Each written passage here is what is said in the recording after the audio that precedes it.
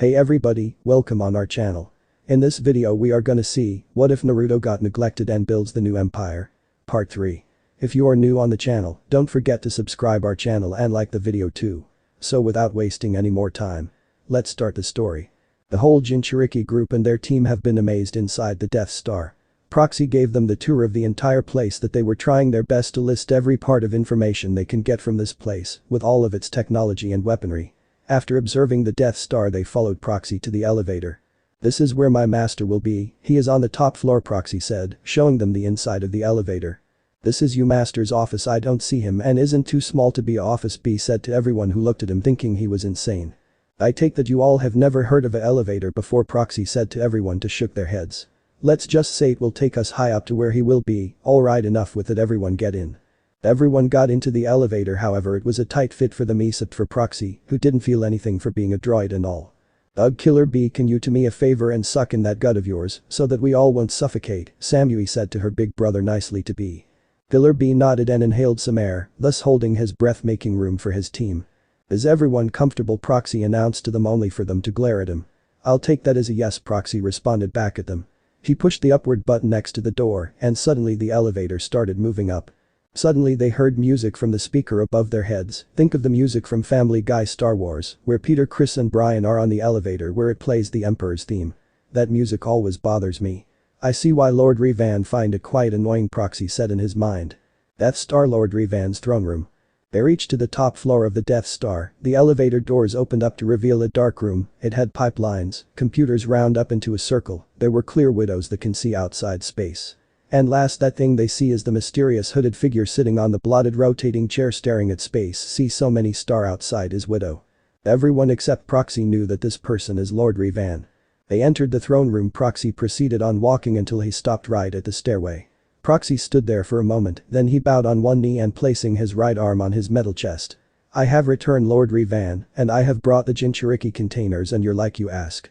What he just said got the Emperor to speak in a robotic tone. Forgot give him a voice transmitter for his mask. It Star Killers when he becomes the Emperor's apprentice.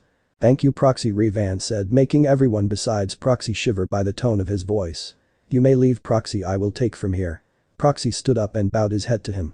Proxy went back to the elevator and left, leaving them to discuss business. "So you're our Revan that we all have been hearing about," Yugura spoke first. "Yes, that is correct," Revan responded back to him. "Why are you interested in us? Back home people only threat us like dirt and only want to kill us for doing something that wasn't our fault to begin with. All we can do was defend ourselves and hide," Yugura explained to Revan, and the others behind him looked sad remembering their past. "It is because I know how it feels. Being treated as a scapegoat by being a human punching bag for the people's enjoyment. Being beaten to death until they think you're dead, lying down on the ground with your own blood. No one coming to your rescue when you need them the most, whether they're on missions or that some are doing something important with their lives. And last but not least is that everybody ignores you as if you don't even exist." The Jinchuriki group understood his words, however for their teammates they lowered their heads down and same for should done better on looking after what they consider them as family members. Ara took the last part on what Revan said serious. He wants to show the world that he exists and he will do anything, even kill anyone just to make a point. "Thank you for saying those kind words, but what we want to know is why you are so concerned about us. I mean, how do you know our pain?" Yujito said, wondering why does he care for their kind. "To tell you the truth, I too was a Jinchuriki just like yourselves," Revan said, turning his chair around, showing himself to the rest of them with his mask covering his entire face and his hood covering his head.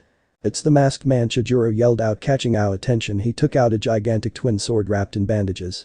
"We have to take him down now, Chijuro, use your sword," Ao replied back to his teammate, taking out a kunai as they both charged at Revan and jumped in the air, for they were about to strike down on the masked man. "Right," Chijuro said, channeling chakra onto his sword. "Hiramekure, release!" Chijuro shouted out loud as the chakra surrounded his sword formed it into a huge hammer. "Oh no," Yugura thought in his mind. "This is not good. Hiramekure is one of the most toughest jutsus to defend against. If that hits him he's finished," Yugura said to himself, making everyone eyes and pure eyes wide, knowing what will happen. "Wait, you fools, that is not the masked man that tried to control me," Yugura yelled out, trying to make them stop from attacking the Emperor, but it was too late to stop them now. Revan did nothing but still sitting on his chair, but he simply raised his right arm. After he lifted his arm he opened the palm of his hand and without any warning Ao and Chijuro's attacks, Chijuro's hammer where they were stuck in midair, making everyone look at Revan in awe. It was amazing, even Chijuro's hammer was an inch away from Revan's hand. "What's going on? I can't move," Ao said in confusion. Before Chijuro can reply, they were suddenly blown back away from Rivan. They both skid back to the group. They were about to charge again, but Yugura blocked their way. "Stop, you two," Yugura commanded to both of his jounin. "This is not the masked person who controlled me. As far as I know, he had a spiral orange mask that has a hole the right side on it." Ao and Chijuro were now realizing what their leader was saying. At first, they never got a description on what the person even looked like. Second one is when their faces started to go pale with a sweat drop on their foreheads. They slowly turned their heads facing the emperor, who placed his hand back on the chair. "And know that we're going to get it." Both of the Mist Ninja got on, both bowed up and down, saying sorry over and over, begging Rivan's forgiveness. "It's alright, you both did not know if I was a treat, in which I forgive you." Ao and Chijuro sighed relief.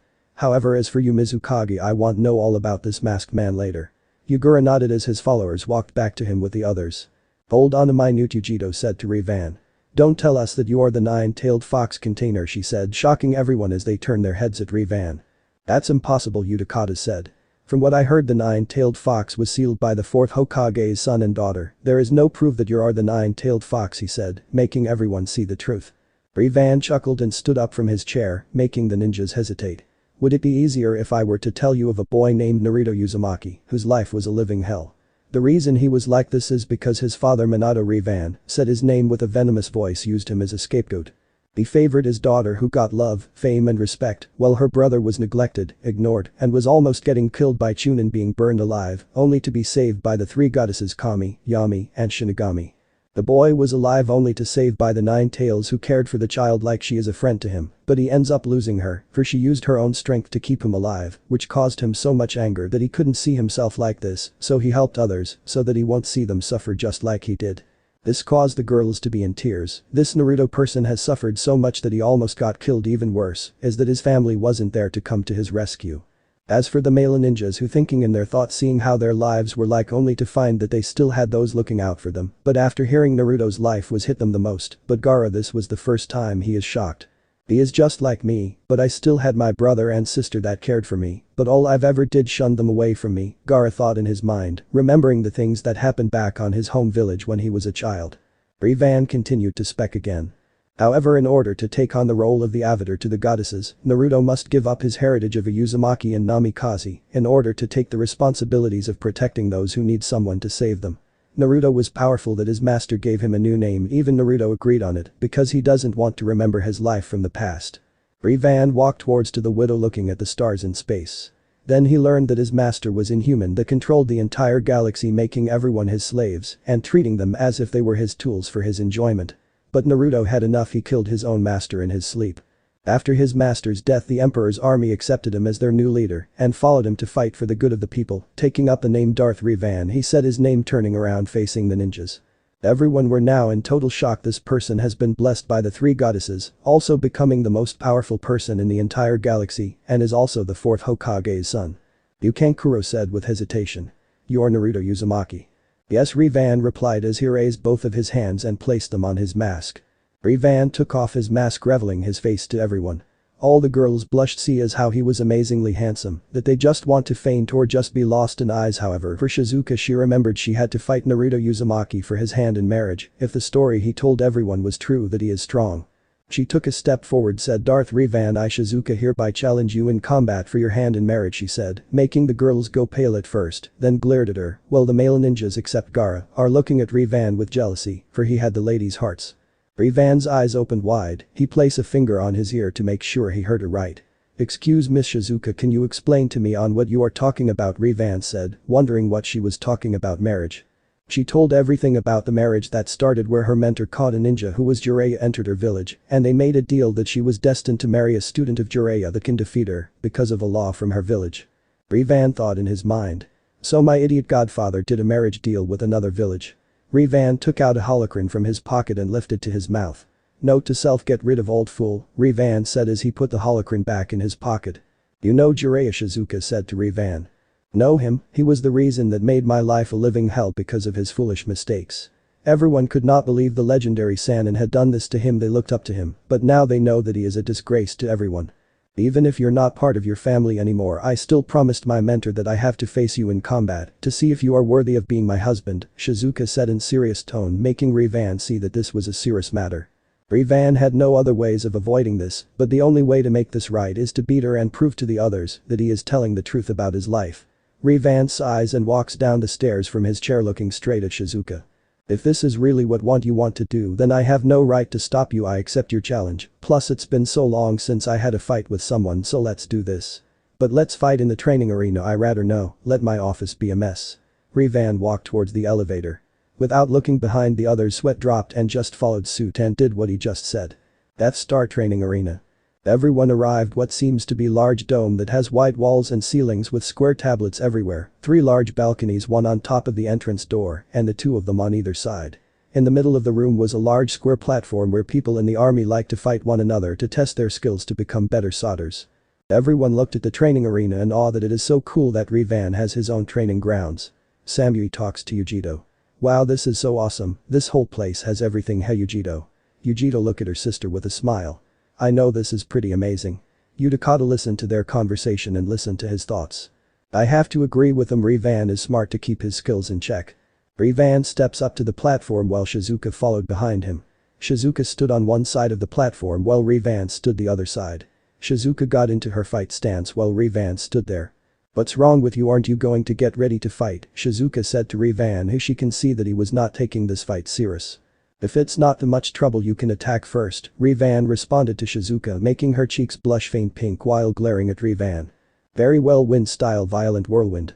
Shizuka charged at Revan at full speed with her hand covered in light aura, ready to punch Revan in the face.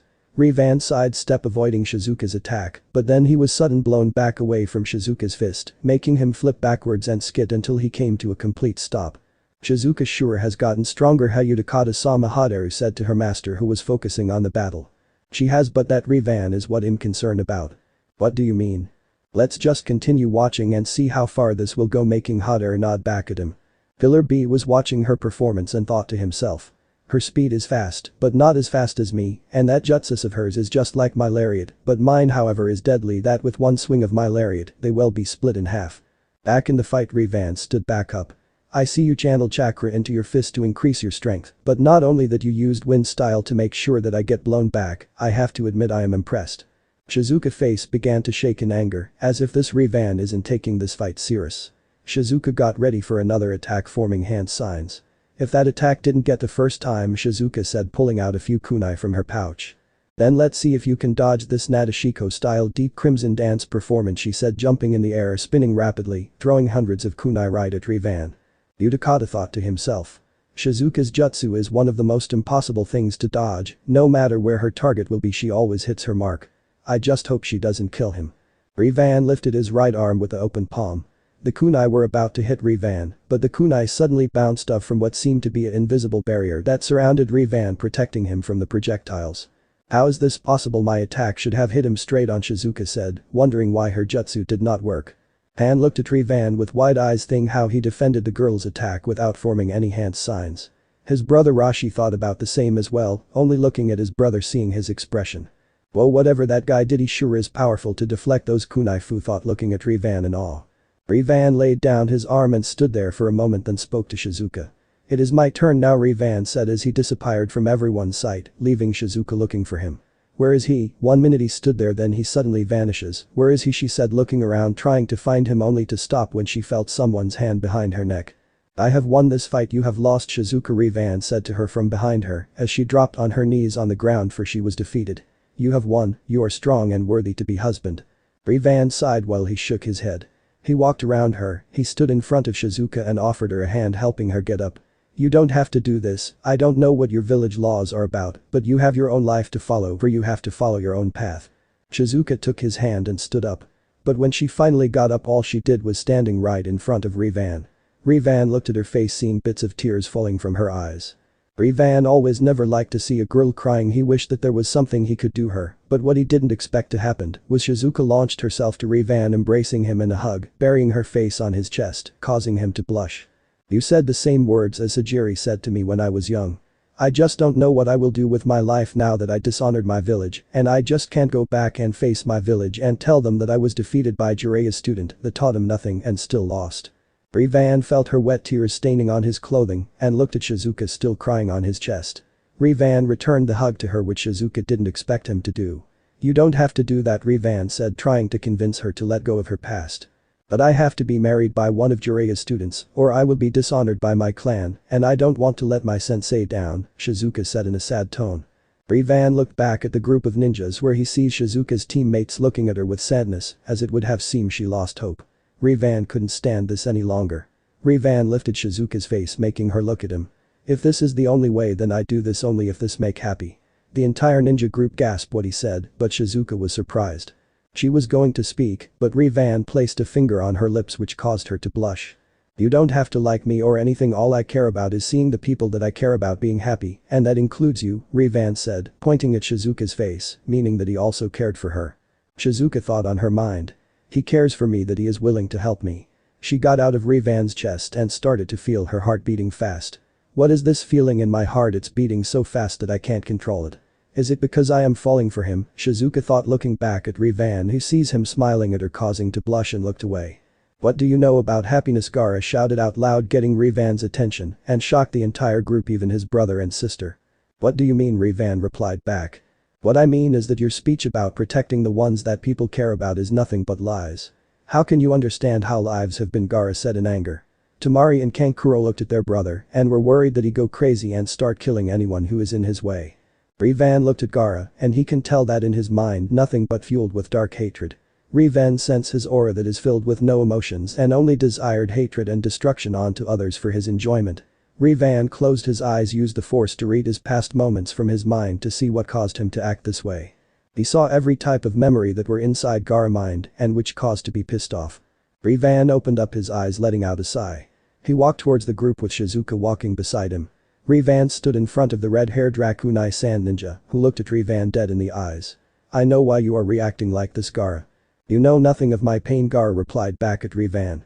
Rivan placed a hand on Gaara, causing him and his team to hesitate. I know what happened to you, and the reason I know this is because I can see your memories using my ability to see into your mind, losing your true mother, giving birth to you, only to replace her with a Jinchuriki spirit whose name is Shikaku, and killing someone at a young age, who happened to be your uncle. Gaara was in complete shock. He backed away from Rivan and the group, clutching his hair, looking down with fear. Rivan walked forward trying to calm down, but it only made Gaara back away from him. No, stay away from me, Gaara said in fear, backing away from the emperor, shielding his eyes with his arms. He waited for something to happen until he heard Rivan's voice. The wish to see your loved ones again, making everyone confused on what he was saying. This even got Gaara to get out from his shock. What are you talking about? Temari said, comforting Gaara, for she did not want him to live horrible life again. Rivan backed away from the group and turned around, facing away from them. Shinigami-chan, Rivan shouted out loud that the entire Death Star can hear. There was a complete silence until a dark swirling portal appeared out of nowhere in front of the ninjas, and what came out from the portal was Shinigami herself. That got everyone scared. Rivan-chan, Shinigami said in a cheerful tone as she ran and hugged Rivan from behind. How's my favorite avatar doing today? Just welcoming our new guest to the Death Star, Rivan said to Shinigami, showing her to the others. Shinigami looks at the ninjas, looking scared, for they are looking at a goddess. They were too stunned to do anything but just do one thing.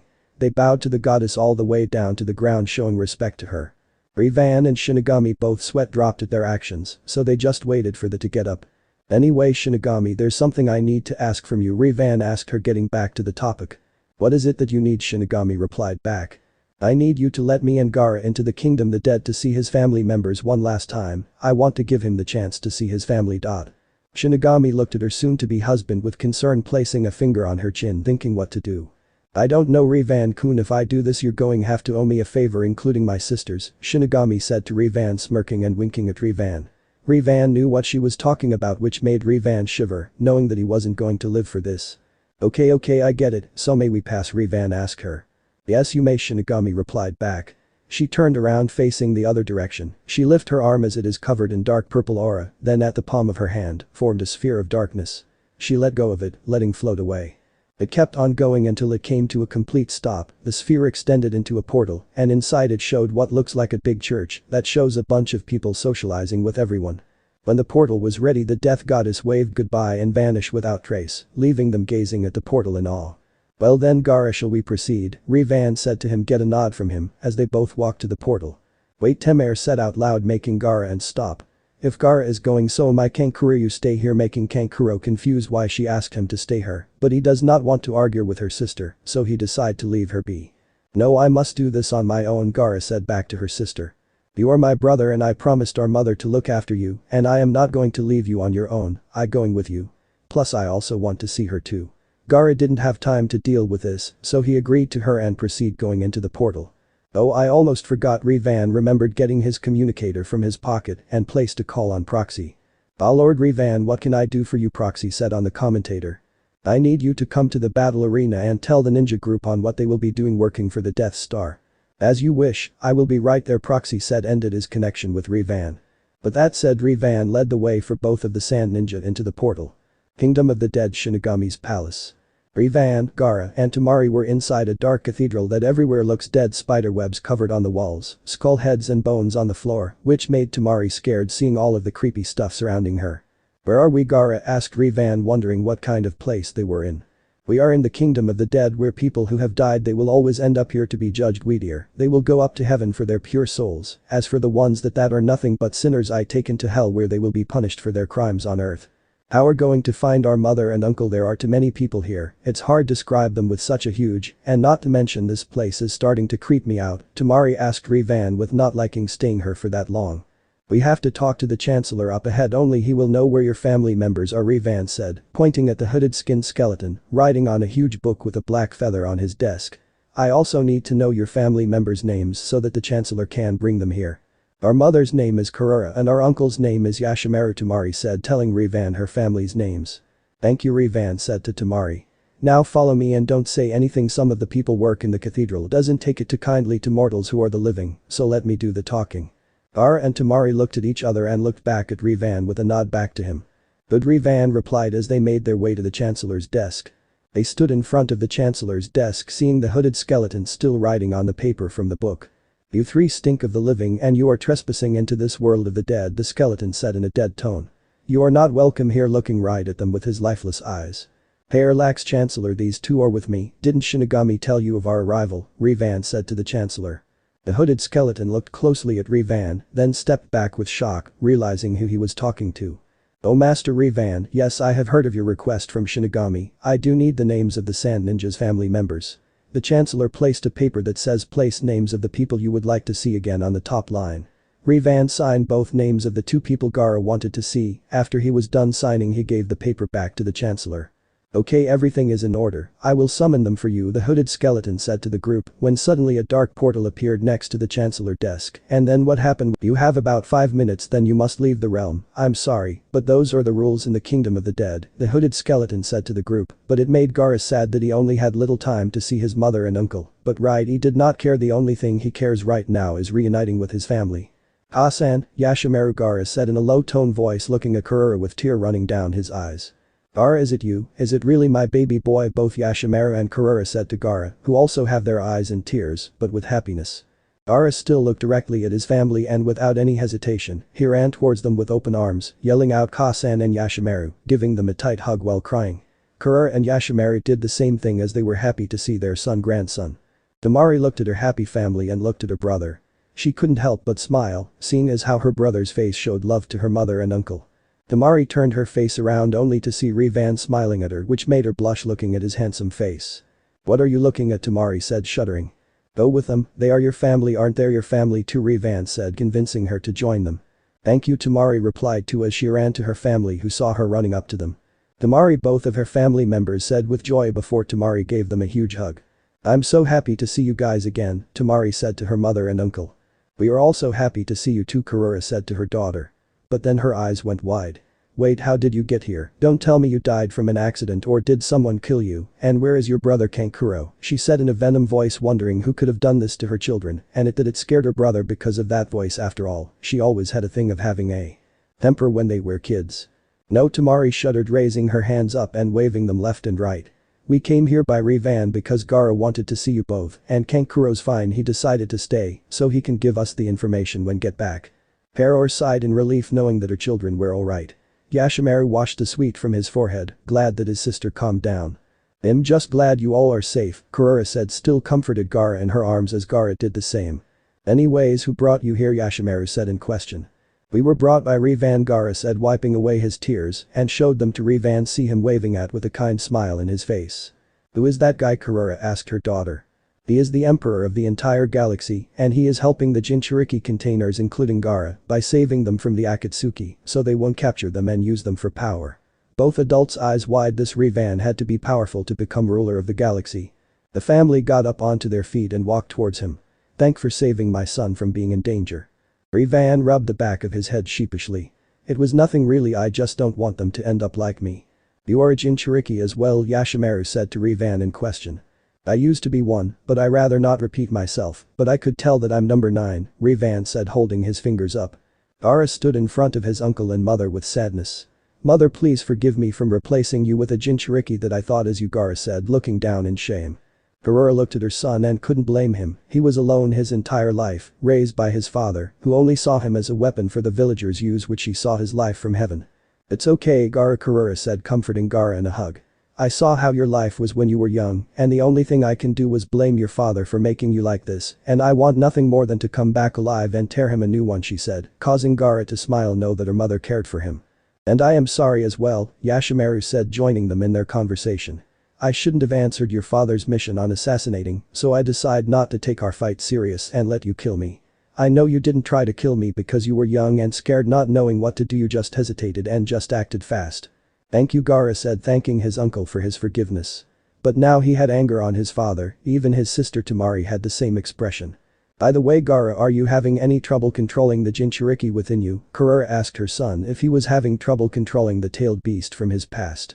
I haven't got any trouble on controlling it, but from when I was young all I could do was listen to Shikaku, all I can hear in my head was show everyone that you truly existed by showing them fear. I was a fool to believe that Shikaku was my mother and to listen to every word she said to me. But now what am I going to do, now that I know the truth? And calm down, Shikaku going to know, and he will try to take over my body, Gaara said in fear.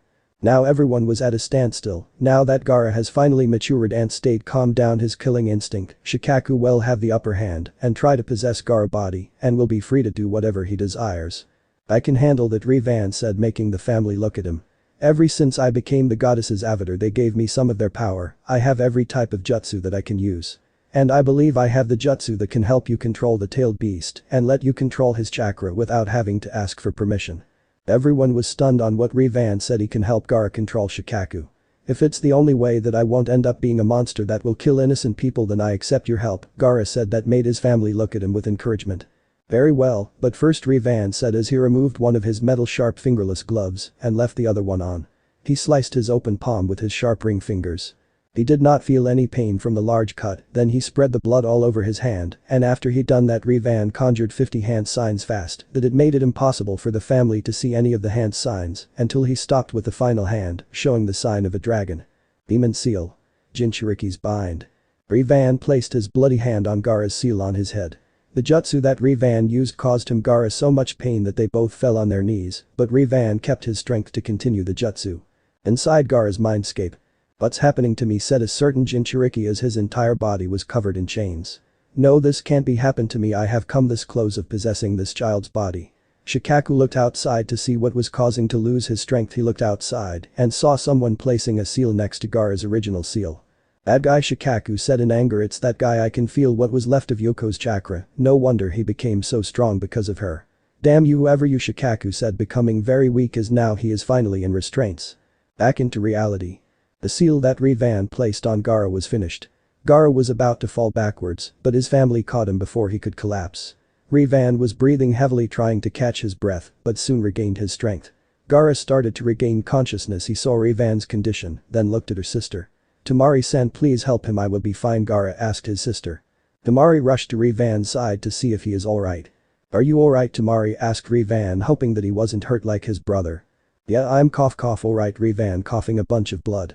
Sorry about that, using that kind of jutsu can cause a lot of damage to me, but don't worry, I'll live, Revan said to everyone. Tamari helped Revan get on his feet and he wiped the blood from his lips. Everyone turned their gaze back to Gaara and saw the seal that says forgiveness next to the other that says love. That is the symbol that shows that we have forgiven you from what happened in your past and that we will always be there by your side, and it, Revan said to Gaara. He got up by himself without the help from his uncle and mother and stepped forward in front of Revan with his hand lifted as Revan did the same, giving each other a handshake. Thank you for what you done for me. I am always glad to help a friend. His eyes widened. Did you say that we are friends? Gaara said with shock. That he made a friend. You are just like me, so we have to look out for one another, and we both share the same ways, Revan said with a smile on his face, and Gaara did the same. Gaara's family and his sister smiled and had tears in their eyes, for they were glad that Gaara had finally made a friend.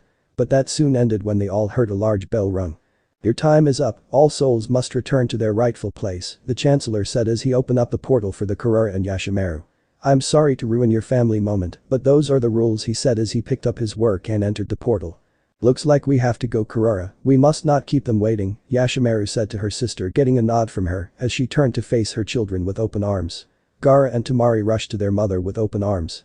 I'm going to miss you both, Kurara said sadly and looks at Gaara. I want you to help out your brother and sister by protecting them and to fight for the ones that you care, because love is what gives you strength, never forget that. Yes, mother, Gaara said with little bits of tears in his eyes. Kurara then looks at her daughter. Temari, I want you to look out for your brothers and always be strong for them so that you can be strong as they are. Temari looked at her mother with the same expression Gaara had, but she showed no tears, but with determination in her face. I promise Ka-san that I will grow strong for this family and protect those who are precious to me. As they gave one last hug, a portal opened behind Revan. This is our ride back home, we better head or the others will worry for us, Revan said, getting them to follow him to the portal. Gaara walked with Revan, and Temari was about to go too, but her mother grabbed wrist. What's wrong, Ka-san? Temari asked her mother in question. Kurara looked at her daughter with a smug face and whispered something into her ear. Tell me about that Revan person, are you two going out, is my little girl becoming a woman already? Kurara asked her daughter all this embarrassing questions making her blush. Ka-san, Temari said as her cheeks are fully red, being embarrassed by her mother. All I'm just saying is that he looks amazing and handsome and thought you two would be great for each other. Look, I appreciate what he did for Gaara and bringing us here to meet you guys again, but what if he doesn't like me back, she said back to her. Oh please, just one good look from you and I bet that he will be all over you. Ka-san, Temari said to her mother, again about to argue, but Revan called out to her. Hey Temari-san, come on, I don't want to leave a pretty girl like you in here, do I? Revan said as he waited for Temari, and he can see her blushing away and her mother looking at her smiling. See, I told you that he likes you and I have to ask you something before you go. What is it? Temari said to her, wonder what she wanted. Name one of your children after me. Temari had become fully red and fainted. Revan quickly rushed to her and tried to wake her up. Are you okay, Temari? Revan said, hoping she was alright. Temari soon woke up. Yes, I'm alright, Temari replied back to Revan.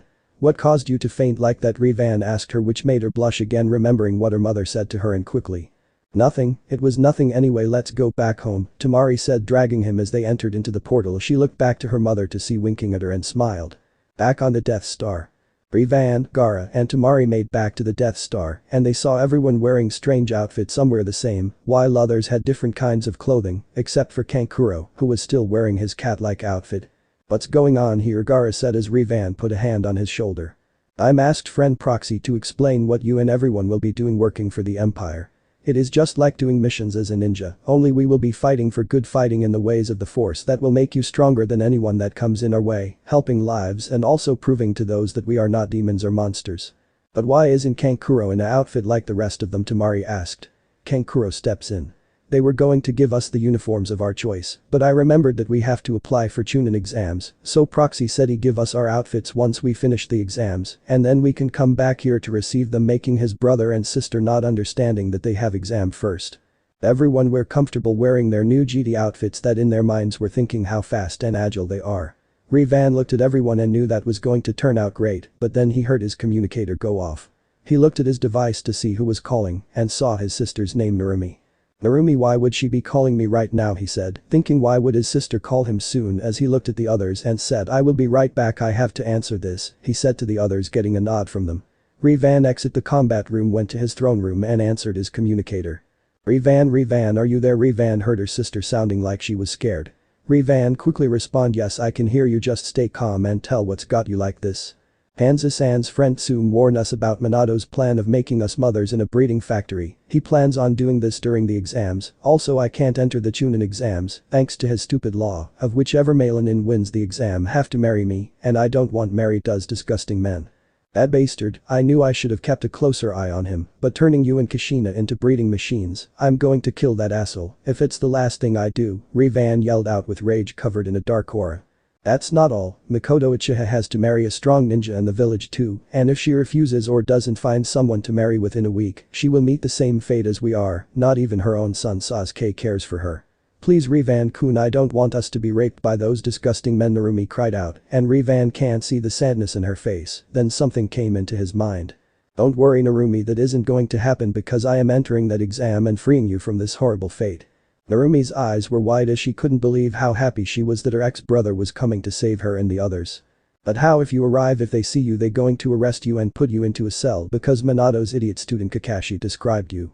I have a team of sand ninja who are participating in the exam. I will ask them if they will let me join with them. Will I wear a disguise that they won't recognize me, and if they won't let me enter the exam I have another idea. Back when I was in Konoha Danzo was man of chance. I will offer a deal that he be stupid enough to refuse. He will never gain sense. I'm the one who will win this. Angry Van-kun, Narumi said as she wiped away tears from her eyes. I will let you know I am. Meet at Tuchi's Ichiraku ramen shop tomorrow in the morning, and I hope to see your smile again, Revan said to Narumi, making her blush and cutting off his communication with her, and went back to the combat arena. He looked at everyone and sees them talking to one another, getting to know each other better, which is why Revan wanted to see. He turned head seeing the sand ninja where Kankuro talked to his brother and sister, explaining the details what they missed while they were gone. Revan then approached them. I heard that you three are entering the chunin exams, correct? Yes, Gara replied back to Revan. Listen, I need to enter the exam, but I am not planning on becoming chunin. I am going to rescue the people who I care about from a horrible fate. Is there any way I can join your team? Temari thought for a minute, then she said, let's ask our sensei if he will let you join. You showed your skills facing that girl Shizuka, which means you good to fight others. Revan responded saying he will do it. Let's return to Earth and discuss what we'll be doing, Revan said to Gara and his brother and sister as they're ready to head back to Earth. Revan pulled out his communicator from his pocket and contacted one of his troops to escort the sand ninja to the Star Destroyer to head back to Earth. Revan was about to follow them, but he soon felt his hood dragged from behind. Revan turned his head around to see who was grabbing his hood. When he finally turned around, he started to go pale, seeing Shinigami with an evil on her face, and her eyes glowed red, but what scared him more was that her sisters Kami and Yami were right behind her. Going somewhere, Revan-kun, Kami playing the I was just going to go head to Earth to participate in the chunin exams so that I can save Narumi from Minato's evil plan, so if it's not too much trouble I'll just get out of your hair, Revan said with fear while sweating, trying to get out of Shinigami grasp, only to be pulled back. Didn't I recall that you do me a favor when I opened up the portal to my realm of the dead for those sand ninja, and I think I have a good idea on what you can do for us, Shinigami said with a sexy voice that made Revan sweat bullets knowing what he was getting into. The sand team ninja stopped walking for a minute and turned around, seeing Revan in the goddess's grip. Excuse me Revan, aren't you coming to join us? Gara said to Revan, who was still being crushed by the goddesses. Can you guys wait for me? Like one who Revan stopped when he felt his neck being pinched by Yami as she leaned closer. Make it 2 hours, Yami said to Revan, making him change his answer. Make that 2 hours, Revan finished his sentence, then he suddenly fell on the floor, then he was dragged by both of his legs and dragged away to his room. Somehow I am not going to live to see how this is going to play out for me, Revan said as he fears that he will not survive this. Gara and his brother and sister were waiting in the Star Destroyer, waiting for Revan to come back, but for them they were enjoying themselves. The clone troopers offered them demonstration on how this whole entire ship works. They showed the sand ninja the gun torrents, they allowed them to have targeting practice, the clone troopers said to them, that one day when an enemy ship is attacked them, they must learn how they will defend themselves. They were even taught battle strategies when it comes to battling other ships like offenses and defenses. The next thing the troopers showed the escape pods. If the odds were against them they would retreat and set any coordinates, they can escape and search for help. After everything that was shown, Temari was on her own mind. I wonder if Revan does like me, would he laugh at me if I told him that I like him? I don't know what will I say to him, or I will be able to get the chance to talk to him. Temari, Gara said, snapping out his sister from her thoughts. Are you feeling okay? I thought you looked quiche, so I asked one of those army men if they have any beverages for us to drink, Gara finished, saying then he handed over a canned beverage over to his sister. Thank you, Gara, Temari replied back to her brother as she grabbed a soda that Gara offered and took a quick sip. Gara noticed her sister look of confusion on her face and thought on how he should help her. Is there something going on in your mind? Temari, Gara said to her, making her hesitate. Why yeah, of course I'm fine, I was just thinking of our strategy on how we are going to win the exam, she said, not want to tell her brother about her crush on Revan. Are you in love with Revan? Gara said, causing Temari to spit out her drink. No, I wasn't, she said, rolling her eyes back, not looking at her brother's face. I've heard everything from mother before I entered the portal, Gara said, making her completely red, followed by steam escaping from her head. Look, it's alright with me that you have a crush on Revan, it is your choice that who you fall in love. Before he was about to finish, Kankuro came into the scene. "Ah, never knew our sister is in love." Kankuro never got to finish his sentence as he was suddenly buried in sand except for his head. "Ha ha ha, okay, you got me, that's funny, okay, not so fun right now," Kankuro said, feeling uncomfortable of the sand all over his body. "Is this how you threat your brother for trying to help you?" Again he wasn't able to speak. This time Gaara used the power from the sand to cover Kankuro's mouth. "Thank you, Gaara," Temari said, thanking her brother and sigh in relief. Gaara turned his head back to his sister and nodded back to her in respect. "It's okay, like I was saying, it is your choice who you love, and that I think it's alright with me because he was the one that brought us together, and that is something I will never forget for what he done for us. I really appreciated it, Gaara, but what am I going to do now? Revan is supposed to get married to this Shizuka girl, where he easily beat her and won the fight. Besides, it's probably too late for me to tell him my feelings to him," Temari said to her brother, looking sad again. Gaara didn't like see sister in tears. He felt that she had lost hope of love and Gaara wasn't going to stand for it any longer. He stepped forward and gave her a warm brotherly embrace. "I will find a way, Temari, as long as it makes you happy," Gaara said, cheering her up with tears still covering her eyes until Gaara began to speak in a death-like tone. "But if Revan does not accept your feelings or if hurts you, I will end him by crushing every part of his body with my sand until there is nothing left of him." Temari sweat drop at her brother action. Even thought he is still looking out for it, still scary that he still has that killer emotionless look on his face, Temari thought in her mind while looking at her brother. Kankuro soon was free from his brother's sand. Kankuro got back up and dusted off some of the sand from clothes. "Man, must you always bury me in sand to solve your problems? All I was trying to help, and this is how I am treated. It is like I said, Kankuro, those who make fun of or disrespect us must pay the price for their stupidity, even if that includes you," Gaara said, making Kankuro looking quite depressed in the background. There is a dark grey cloud raining water all around his head. "Sheesh, if I knew you were going to be acting like this, at least give me some credit for trying to help you," Kankuro said to his siblings, trying to get some respect from them. Gaara looked back to her sister to see if she is willing to give Kankuro a chance of forgiveness. Temari nodded at her brother and whispered, "I think it would be best if we forgive him, otherwise he'd just be crying in corner playing with his puppets again when we were kids." Gaara nodded back, feeling pity for brother, and he didn't want to make conversation any worse than it already has.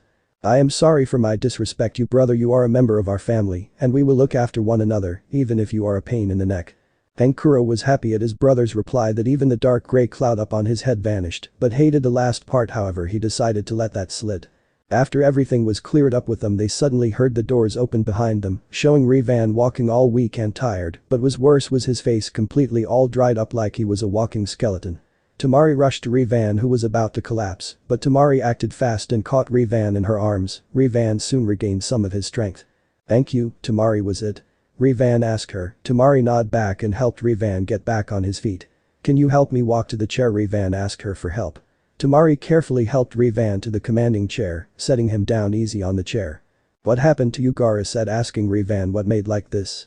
Revan started to shake in fear, remembering all the sexual events that he and the three goddesses performed in his master bedroom. Revan was so lucky to be alive, he feared that they were going to drain every part of his body until there was nothing left of him.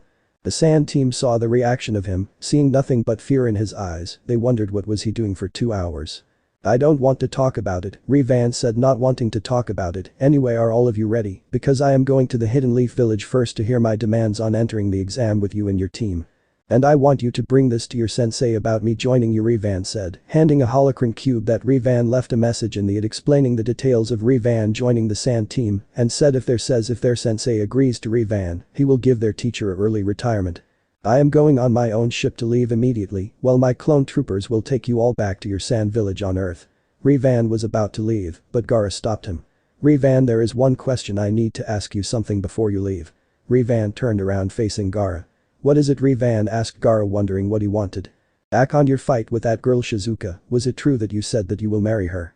Revan was surprised at Gaara's question. Even Temari was also surprised that her brother asked him that question. Gaara said that he helped her, but she didn't want to be helped like this. "I only said that to her so that she won't be a disgrace from her clan. The way I looked in her eyes, I can see the sadness in them. I can tell she has a hard life growing up just like everyone. Besides, she isn't the only one I'm marrying." This caused the whole sand group to face plant on the floor. As for Gaara, he did not fall on the floor like his brother and sister. He just stood there shocked with his eyes were wide open. "I'm sorry, did you just say that you already have a wife and you're cheating already?" Temari said, not liking Revan, realizing that it was a mistake for loving a man who thinks of women as sexual tools for himself. Actually I have 3 wives Kami, Yami, and Shinigami Revan said, reviling the names of the goddess who are his brides. Revan said this time the group was at a standstill. They were so afraid that the whole room was completely silent, they never spoken a word, nor did they even move a muscle. They wouldn't be acting this way, especially when 3 goddess gave Revan incredible power by them and married the most powerful women in the entire universe. Then Gaara came out from his shock and as well for Kankuro and Temari. Wait, not only are you the most powerful being in the entire galaxy, but also the husband of 3 goddess, Kankuro said, not believing what he heard. Revan nodded back to him, yes I am, and if you're wondering why am I is that you all know that I am Naruto Uzumaki and I am the last of my clan, but it's not just that I have a bloodline that is called the Force and is a binding, metaphysical, and ubiquitous power, it is beyond unmanageable. That is what I am going to teach you all in a way that you can defend yourselves from powerful foes. We understand. As for the married part, Gaara said, getting back to the question at hand. Revan wasn't sure how to say it. Revan rubbed the back of his neck and rolled his eyes back to nervous to explain, but since now he was at a tight spot, he had no other options on how to get out of this. Well, how do you say when you have to restore your clan and have to have as many women, Revan said, causing Temari to have a small drop of blood came from her nose. However, Kankuro had jealousy in his eyes. It is every man's dream to be surrounded by a beautiful woman. Do you mean the CRA, or in its full name the Clan Restoration Act? Gaara said to Revan. Yes, something like that, but don't take it the wrong way. I only marry the ones who would only love me back. I would not take them against their own will. I would never treat women with cruelty or disrespect, but would treat them with love and care. Revan stopped speaking for a minute and remembered the one girl that he actually treated like dirt. His sister Narumi. Ever since he was rescued by his former master and began his training in the ways of the Force and practice on his jutsus, he would remember her face when he told her to him alone. He felt so bad for doing it to her that he carried the guilt on his shoulders. Revan spent every minute working hard and hoped to one day to tell her he was sorry. There used to be a girl who is used to be my sister who would only get love from the village and her parents. Well, I had nothing but pain and tortured, but she cared for me and she never knew what happened to me, which is when we return back to our homeworld, I am going to find her and tell her I forgive her. Temari stared, feel bad for saying all those things in her mind. He said all things he's done to improve his skills and he is willing to do anything to ask his sister to forgive Revan. He is so kind and want to make things right. It was those kind of feelings that got Temari to fall for Revan. She turned her head at Gaara, seeing him walk towards her and whispered into her ear. Looks like you will have that chance with him after all. Temari blushed, but then she shook it off, getting that thought off her and Revan out of her mind. So is that all you want to discuss? Because I need check on my ship before I head to the Hidden Leaf village. Until then let me know if your sensei agresses to my terms, Revan said, handing over a communicator over to Kankuro and told him how it works. Yes, that is all. We wait for you at the Hidden Leaf village, Gaara said to Revan, giving him a friendly handshake. Revan got up from his seat, gaining back some of his energy back, and left the Star Destroyer. He then proceeded on to the entrance exit, where every ship and different designs were being repaired from technical difficulties or just upgrading them to be strong, fast and ready for battle and any kind of situation that may threaten them. Revan looked around trying to find his Soulless One ship. He turned his head left and right, still looking for his ship, but still had no luck. When Revan was young, he used the Soulless One for practice, testing his skills as an expert pilot, pushing himself to the limit, making him one of the best starfighter pilot there ever is. But every time he comes back from training with his ship, he park it anywhere that was available, but he also loses track on where he places it. Without looking forward, he hit his head in front of his starfighter. He fell back on his behind and rubbed his forehead, trying to forget the pain for his distraction of not looking where he was walking to. Revan got back up from the floor and checked out his ship if it was ready for takeoff. After everything was well and organized, he jumped onto his starfighter.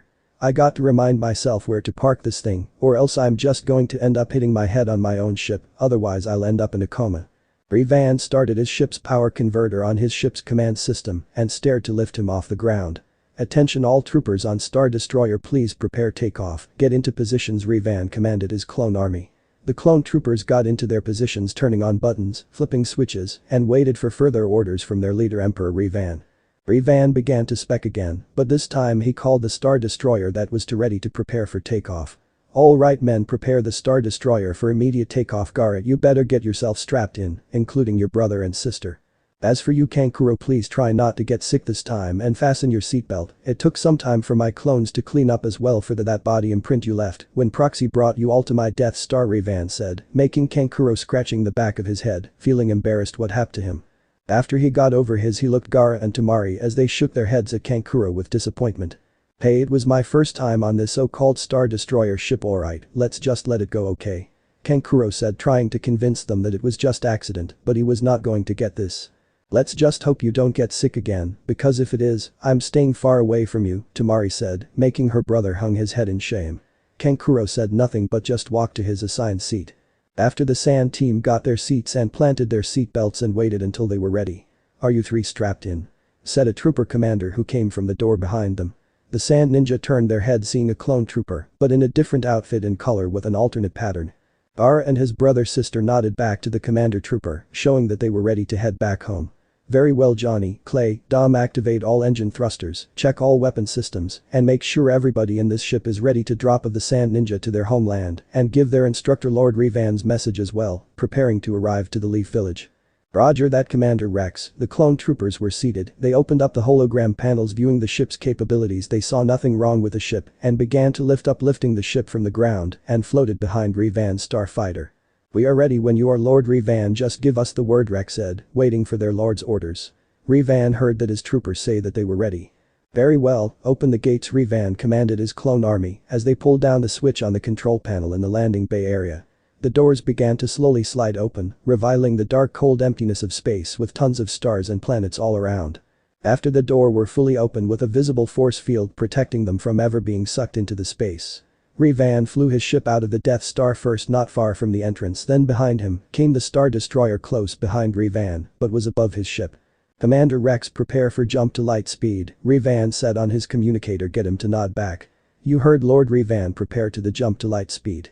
"Right away, Commander," Johnny replied back to Rex as the clone trooper and the rest of the solders turned on the main lawn engines, causing blue streams of fire emerged from the main engines. After Revan saw their engines were active, he also turned on his very own, getting ahead of the Star Destroyer above him. "I'm about to active the jump to light speed, everyone. I suggest you all hang on to dear life, otherwise you will just end up getting your skin peeled off, so I would advise you to hang on, especially you, Kankuro," Revan said, giving the sand team some advice even for their brother. "Hey, I learned my lesson, I won't make the same mistake again, but just to be safe." Kankuro took off his seatbelt, then he stood up from his seat and took out his puppet from the bandages that covering it. "What do you plan on using your crow for?" Gara said to his brother. "Why would he bring out his creepy human-sized puppet?" Kankuro didn't reply back, but continued on doing his own thing with his puppet. He sat back down on his chair and fastened his seat. After got settled in, he used his chakra, forming them into strings that attached to his puppet. His puppet then acted by going behind Kankuro and wrapped around him and embarrass attached to the chair. "Just in case if I fly off my chair, I know that crow will keep me safe, isn't that crow?" Kankuro said to his puppet, acting all friendly and creepy at the same time. However, for his siblings, they stared at like he was crazy, and Sweet dropped while still looking at him. "I still can't believe that he still talks to his own puppet like it's a person. Even thought when we were growing up as kids he still talks to his puppets like they are actual living beings. If he keeps acting like this, he'll never be able to get girlfriend," Tamari thought, rolling her eyes back and turned her seat back, facing away from him and concentrate on going home. "Really, if he keeps acting this way, bury every puppet that he made with the power of my sand, but if only he embarrass me," Gara thought, narrowing his eyes at Kankuro still in his daze. "It's time to go back home," Revan said, placing his left hand the switch on his control panels. He pulled back his arm, thus pulling all the way down, thus activating his ship's thrusters, and without a second later, he suddenly got blasted off like he suddenly vanished without a trace of him in sight. Commander Rex saw Revan leave and knew that it was time to follow him. The clone troopers also pulled down the switch and blast off, perusing Revan. The sand team held on to their seats, traveling so fast they can barely lift themselves from their seats. Kankuro had no problems thanks to his puppet. He was able to remain calm, however nothing can say about his puppet. His puppet legs were dangling in the air from the speed of the Star Destroyer, then they sudden its legs were torn off, as for its head was also ripped off. As for Crow's upper body and arms remain attached to Kankuro. Both body parts flew back on the wall, fast making them shatter by the strength of the steel wall, combined with the speed of the ship. Kankuro didn't notice that his puppet was dismantled, but he will find out soon when they will arrive back on Earth. Back on Revan's ship, he was currently focused on his journey back home, thinking in his mind on how his plan. "You better watch your back, Minato, because once you let your guard down, you'll end having no head attached to your body right after I touch you until you beg me to end your life," Revan said, vowing to make happen. But he quickly knew that his sister and mother came first, so he'll wait for the right moment to strike. Back on Earth, somewhere in the desert, Revan's ship came to a complete stop, arriving to his destination. Soon the Star Destroyer arrived right behind him. Revan looked over his map, trying to find a location for the Star Destroyer to land, and waited for them to land on the deserted sand. The Star Destroyer slowly lowered itself and on the ground causing a large cloud of sand dust, the bottom hatch of the ship opened up lowering a staircases on the sand-covered ground. The Sand Ninja team exits the Star Destroyer and stared walking back to their village. Revan looked at them from above making sure that nobody sees him or his Star Destroy by using the force to sense on any life energies making sure that nobody sees him or his clone army. Revan was going to make an appearance of himself to his homeworld, but he planned on doing that on the when he wins on the chunin exams and it will make the Konoha scum spread the word to the whole shinobi world. Revan saw Gaara's family wave at him saying their farewells to Revan. As for Tamari, she was a bit sad that she didn't get chance to ask Revan on how he feels for her, but she remembered that he was going to participate in the chunin exams which Tamari cheered up and this will give her the opportunity to show him her skills, which will make him impressed. Revan waved back at them saying his goodbyes and can't wait to see them at the chunin exams. Revan turned his ship around facing the location on his map where the hidden leaf is. Revan looked behind as his Star Destroyer, it began to lift up making the sand into large dust clouds. The ship was up to 50 feet in the air, just as the same for Revan Solus 1. He pulled out his communicator and calling Commander Rex. Commander Rex, prepare the movement of the Star Destroyer to land on the top of Hokage Summit. The Star Destroyer won't be able to land especially with the trees and buildings that surround the entire village. As you wish my lord, Commander Rex responded, outing away his communicator and turned to his men. You heard your emperor, we are moving out. Yes sir, the clone army yelled out as the clone troopers controlled the ship by turning it towards Revan Solus 1 ship. Revan's ship started to accelerate, thus moving forward at a slow but fast pace. The clone armies followed Revan at the same time, slow, but managed to catch up and went on to go to the village. Meanwhile in Konoha Hokage's office. Minato was doing some paperwork which was every Hokage's worst nightmare on doing, but that is not what is causing him to stress out. Ever since the birthday incident of his daughter and the abduction of his scapegoat of his son, also that Kushina had found out about his plan on using his used-to-be wife and daughter as breeding mothers to produce powerful children. But there one that got him confused on how everything fell apart. How did Kushina broke in the memory jutsu? How can this happen? Minato asked himself, unable to focus on his paperwork that he has been slaving or quite a while. It was one of the curses of being a Hokage. How was she able to break the damn seal? I made every detail of that jutsu to be permanent. Minato did everything to keep himself in power, but he did lose his wife, who claimed half of everything from the Namikaze mansion, including jutsu scrolls, money, even all of Minato's belongings that might become useful to them. Wait a minute, it has to be some time at Narumi birthday. It must have something to do with that hooded man's attack that looked more like a lighting jutsu technique, but he never used any hand signs, so that must be a different type of power. Minato tried hard to focus his mind to recall on how the mysterious lighting did to Kushina, then it suddenly hit him. Somehow that lighting attack coursed through Kushina's body system and manages to reach to her brain from that hooded man's attack and might have broken the seal on her neck which it was connected to her mind. Minato then stared to struggle with frustration, scratching his head because now that Kushina is no longer under his control and lost the trust and respect of his own daughter, he felt so angry that his plan is now falling apart and it is not going his way. He then looked at the left side of his desk and saw his old family picture. It was when his whole family went to Ichiraku ramen shop for the first time. He looked at the photo, he can see his family showing smiles on their faces. The picture took place when the whole family, minus Naruto thinking that life would be better without him, finished eating when Minato saw a male civilian holding a camera. Minato quickly asked the cameraman and asked him if he can take a picture of his family. After the photo was taken, Kushina wanted to remember this for her whole life. Both parents kept a copy of the picture to remember that they will never forget that they will have the love of his family to keep them strong and safe, knowing that they will always be by their side. However, Minato only agreed to take the photo so that he can still fool his wife, so he can gain her trust. Minato got out of his thoughts when suddenly his office door was open. "Hello Minato," Jiraiya the legendary Sannin said, coming into the Hokage's office. "Hi sensei, has everyone filled in for the chunin exams, like I asked you to do?" Minato said to Jiraiya, making sure that everything is prepared for the chunin exams and that whoever wins it gets to marry his daughter, but the only one who will obviously win the competition will be no other than the last male of his clan, his Sasuke Uchiha. Yes, everything is going according to plan, all participants have all signed in for the chunin exams and the instructor's ready to give them the written test.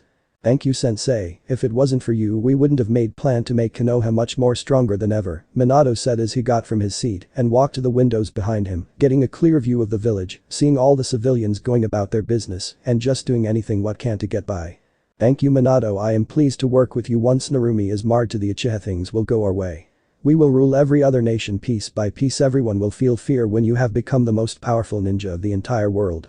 Minato turned around to face his mentor, then sat back down on his chair, folding his hands together looking down on his desk. Yes, that may be true, but however ever since Kakashi's team got back from their mission in Wave Country, Kakashi told some valuable information on this Revan that saved Wave Country from Gato's drug dealing and slave trade. Minato said, pulling out Kakashi's mission report from his drawer. I heard the same details from Kakashi. He said that this man has unmanageable power, that he stopped an entire army of Gato's men by lifting them up in mid-air, using only one of his hands like he was levitating them. Then he summoned water from under the bridge, trapping all of Gato's men in a large sphere of water. I thought he was going to drown them all, but he wasn't going to kill them so quickly.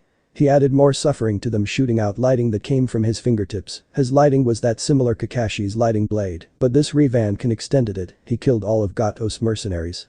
I see. And has any of our Anbu located him to see if he is available to recruit for the Leaf Village? We are having a bit of difficulties trying to find him. From the report that was given to us, he is hard to find. He only showed up in Wave Country to help the civilians. But the other thing that got me confused was those white armored men holding strange unknown weapons that took down Zabuza Mamachi. Well, if by any chance he comes back, I want to form alliance with him. His men have the weapons that may be useful to use. Once we have them, we will kill them behind their backs when we have the chance. Excellent, now that we got that down, let's get back. Minato was interrupted when his office door burst open. Lord Hokage, we have a problem, said the Anbu wearing the slandered uniform, wearing a tiger mask. What is a tiger? Minato said, wondering why did one of Danzo's Anbu squad came into his office uninvited. It's that enormous triangle-like aircraft coming right towards us, the male screamed while pointing at the Star Destroyer that was floating above the Hokage's tower. What in Kami's name is that thing? Jiraiya set out, wondering what was that flying giant metal machine. We have no idea, but judging from how high it is, I think that it will land right on top of the Hokage monument. Minato stood up from his chair and looked at Tiger Mask, who looked back at the Hokage and suddenly bowed before him. What do you wish for me to do, Lord Hokage? The Tiger Mask Anbu asking on what to do in the situation that they were in. I want you to gather some chunin and go find Kakashi, Asuma, Kurenai, and Might Guy for backup. Whatever that floating metal object is, we can only assume that it is a treat to our village, and we can't take any chances. I will be on my way to inspect this flying machine. Yes sir, the Anbu said. The Anbu ninja disappeared in a cloud, leaving Minato's office looking for any nearby chunin that are available on helping out. Listen Jiraiya, I want you to go out and help that Anbu and look for any jounin or chunin available in the village. If they are doing a mission, that's fine with me, but look for anyone to help us. I will meet you up there with some backup, Minato, Jiraiya said as left Minato's office. As for Minato, he grabbed his white long jacket with red flames on the bottom, reaching close to his heels. On the back of his jacket had words that say 4th Hokage, which of course shows the respect he gains from his public. He was about to leave until he looked at his family picture sitting on his desk. He took a closer to see his wife and daughter looking at them with a blank face, but it was then replaced with an evil smile, one that is to be feared and threatened. Soon you will come back to me, my love, Minato thought in his mind, touching Kushina's pictured face. You will be begging to ask me to take you back once the finals of the chunin begin, and when that happens you'll let guard down and I will place the mind control jutsu on you. After he looked at his ex-wife, he then turned to his daughter. And as for you, Narumi, you will be the tool that will bring this village to ultimate power. Everyone shall fear us of our might. It is a shame that whole entire Uchiha clan have been killed by the Uchiha prodigy Itachi, but his brother Sasuke and his mother Mikoto will help rebuild the Uchiha clan, where every child will be raised to follow orders and help us rise to the top. Sasuke will impregnate my daughter, producing a strong child who will have large chakra reserves from Uzumaki genes. Combined with a Sharingan, it will become the most power shinobi, and I will be the one to control that child. As for Sasuke's mother, I might as well put her under my control. After that said, he left his office hurrying catch up, joined the others, disappearing in a flash, using his flying thunder god kunai. Early in Konoha village at Ichiraku ramen shop. Meanwhile, a little early before the Star Destroyer was arriving the Hidden Leaf village. Narumi was sitting in the middle seat of Ichiraku ramen shop, enjoying her miso ramen with her 3 best friends stinting beside her. The first girl sitting left side was Hinata Hikta. Her hair was in a short leveled Haim cut style just above her forehead, with chin-length strands framing her face. She wore a cream-colored hooded jacket with a fire symbol on the upper right and left sleeves and fur around the cuffs and hem, with navy blue pants. And she wears her Konoha forehead protector around her neck. Narumi's seconded friend's name is Ino Yamanaka, sitting on the right side. She is a fair-skinned girl of average height with green eyes. She wore a short purple vest-like blouse with a raised collar, a purple apron skirt that is cut off on the sides, and bandages on her stomach and legs. She also wore purple and white elbow warmers with this, and her forehead protector around her waist as a belt, and she works at her family's Konoha flower shop. And last, one of Narumi's friends sitting next to Ino is Tenten, who her family owns a weapons shop selling ninja tools, weapon materials, or searching new sort of weapons to add to her collection. Tenten wears a pink sleeveless kipao-style blouse with red sleeve trimmings and yellow fastening buttons, as well as dark green pants, a pouch adjusted to her thigh, and standard blue ninja sandals. Her appearance is a reference to the Chinese culture. Narumi's friends hang out at the ramen shop to talk how their lives have been going, or talk about how strong they become of being a ninja, doing missions, training and learning new techniques. But today they weren't talking to one another about their day, but were worried about Narumi's position on being the prize to the winner of the chunin exams. "Don't worry Narumi, we will do our best to keep them away from you," Hinata said, trying to cheer up her friend. "Yeah, we'll do what it takes to stop them from controlling you," Tenten said, acting confident that. "Look, I appreciate what you all are doing for me, but I know that Revan will come back, he never gives up on his promises," Narumi said with hope in her eyes. "Oh, looks like someone's got a crush on someone already," Ino said on Narumi's shoulders, giving her a hug, making Narumi blush of embarrassment. It's nothing like that, he just promised to help me." Narumi, however, had seconded thoughts on her brother. "Does he have the same feelings for me?" Narumi wondered if her brother loved her. "So what does he look like? Is he handsome? Is he very skilled?" Ino said to Narumi, asking all these questions on how this Revan person is attractive. "We shouldn't be asking her those questions, remember that we still need to be ready for the exams," Hinata said, getting everyone back to the topic at hand. Yeah, okay, sorry, I'm just so happy for her that she finally found someone to love." Narumi smiled a little. Her friend was happy for her and just hoped that everything will go peacefully and that nothing will ever happen to her friends or her family. Now that question is out of the way, Tenten didn't get to spec when she looked at the houses behind her suddenly covered in darkness. Narumi, Hinata, and Ino looked to where Tenten was seeing, and they all were shocked except for Narumi, who witnessed it first when she found her brother and what he was doing with his life. Soon the entire village started to panic, seeing a large triangle-sized ship floating above them, fear that it will fall and crush them. "What is that thing?" Ino shouted out loud, looking terrified. "I believe that Revan has arrived." Narumi looked at all around and saw the Konoha civilians all scared, fearing that whatever that huge metal-type ship is, they fear that it was not good. "Hold on a second, you mean to tell me that inside that aircraft is Revan? There is just no way that he can be inside that thing, it's enormous," Tenten said, not believing what she was looking at. "Trust me, that's him," Narumi replied back. "The first time I looked at it I thought it was just merely an illusion, it's that how can a large floating ship go so high? It looks like that ship is heading to the Hokage monument, should we follow it?" Hinata asked Narumi if they must pursue the ship. "No, that's alright, Revan promised me that he will come looking for I trust him." "On top of the Hokage monument." "Listen everyone, I don't want any of you to do anything stupid. Once that aircraft lands I don't want any of you to attack any of his men. I want to make an agreement on becoming allies. We do not know how many men he has waiting for us, understand?" Minato said, commanding every chunin and jounin his sensei could find that was available, including Kakashi, Asuma, Kurenai, even Might Guy. "Understood Lord Hokage, we all read you loud and clear," Kakashi said as everyone got information, preparing for Revan's arrival, never knowing that he has a plan that will soon come to play. However, they didn't realize that the ship began its descent. "It appears that ship is going to land," said one Anbu who wore a bird-like mask, pointing at the Star Destroyer lowering down, opening its landing pads as it continues to lower itself. Everyone began to back away, shielding their eyes from the dust building up from the Star Destroyer. As the Star Destroyer landed on the ground, Minato's ninja squad were in position, preparing for what may come out. As the door hatch slowly opens, every chunin and jounin try to get a better view on who is on board until the door was fully open. After the door was finally opened up, about 100 clone troopers marched down the stairway holding their weapons upward, or how solders normally hold their weapons, thus afterward forming two lines ending near Minato and his ninja solders.